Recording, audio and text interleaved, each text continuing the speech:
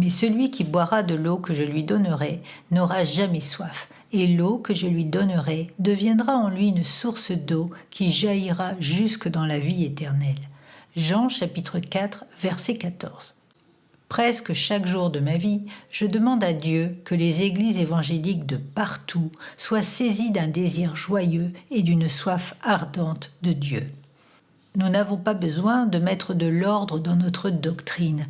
Nous sommes aussi orthodoxes que les pharisiens d'autrefois.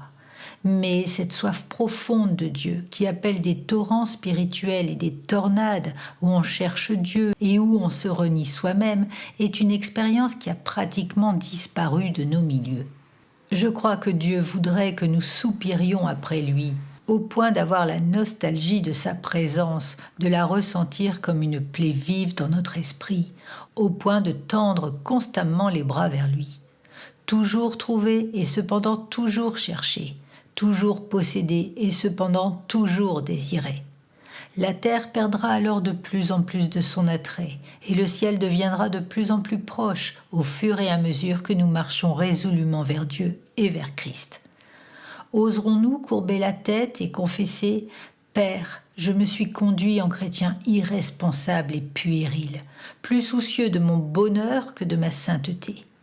Ô Dieu, enveloppe-moi du sentiment de ma nature pécheresse. Remplis-moi de compassion pour le monde et d'amour pour toi, au point de me maintenir sans cesse en train de poursuivre, d'explorer, de chercher et de trouver. » Si vous avez le courage de formuler cette prière sincèrement, et si vous pensez vraiment ce que vous dites, elle pourrait marquer un tournant dans votre vie.